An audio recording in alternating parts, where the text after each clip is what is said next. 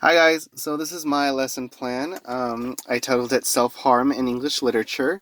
It is a lesson plan for ninth and 10th grade English, and it's prepared by yours truly, Mr. Perez. Um, okay, so one of the major things that kind of drove the way I constructed this whole lesson plan was that I wanted it to kind of make sense with all the other material that I previously presented to my students. I didn't want to just spontaneously start talking about mental health because I didn't want to confuse my children. I wanted to sort of connect it to like an overall unit. And so this is sort of so I made this lesson as a part of an overall young adult literature unit, and so we'll be looking at like many different pieces of young adult literature, and looking at the major themes within those pieces of literature, and one of them being mental health or self harm. Um, so let's look at the overview and purpose. I wrote, students will engage in identifying mental health concepts such as stigma and self-harm found in the assigned text. They will have various opportunities to express their thoughts in written and spoken forms to create that personal connection between their own experiences and the material presented in class. They will read novels on mental health, respond to open-minded questions that provoke cognitive thinking, and discuss mental health topics such as um, mental health topics as a class or in groups. And so, yeah, this lesson is part of the overall young adult literature unit. So this is a class period of 50 minutes, and these are my state standards, all that good stuff.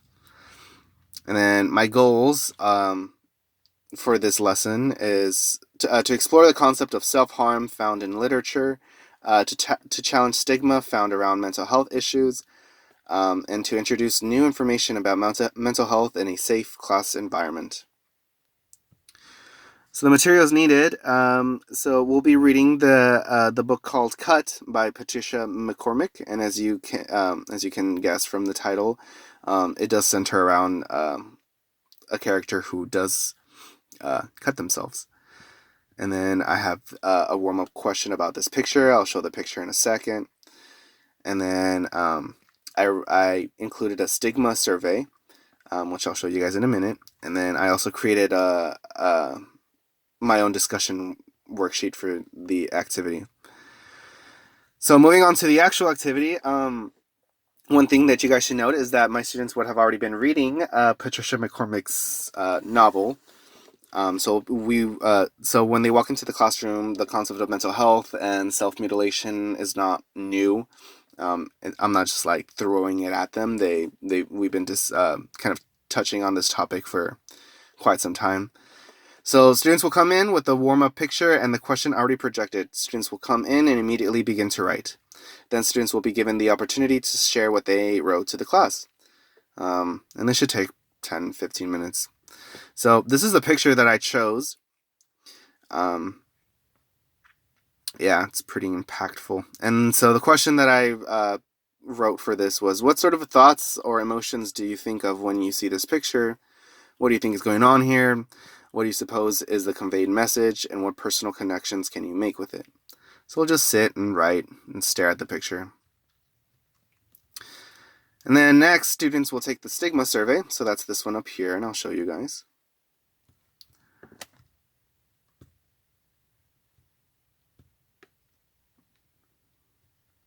So it's just, I would have this printed out, and then so they would answer it independently. It shouldn't take very long. Let's see what I wrote. Yeah, so they'll independently answer the questions as truthfully as they can, and it shouldn't take more than 10 minutes. So then students will receive the discussion worksheet. So let's look at that one.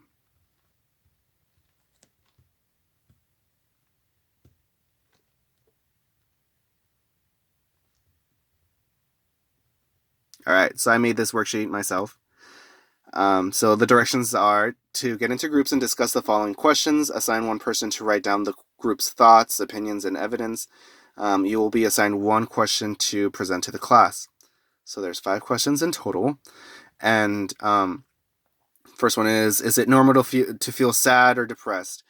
And I did want to sort of like emphasize to my students in the beginning, as I'm handing this out, that we kind of want to look at this sort of like almost like if we're studying human beings as an overall like species, because I want them to sort of question it, like to question their own behavior and to question the behavior of people in general.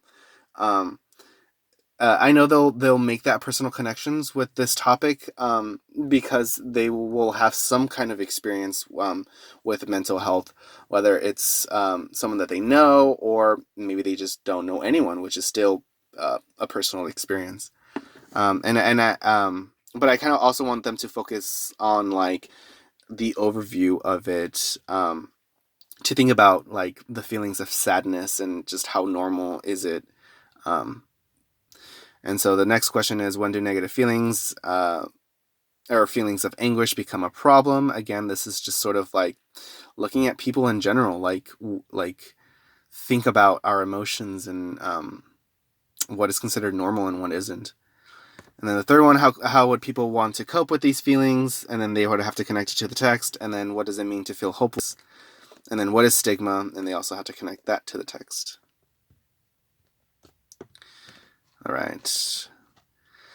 So they will receive the discussion question, and then they will be placed in 5 groups total. And then they'll discuss each question with one another. And then one assigned student will write down the answers. Each group will answer all the questions, but will be assigned one to present to the whole class, and that should take about 25 minutes. And yeah, that's pretty much it.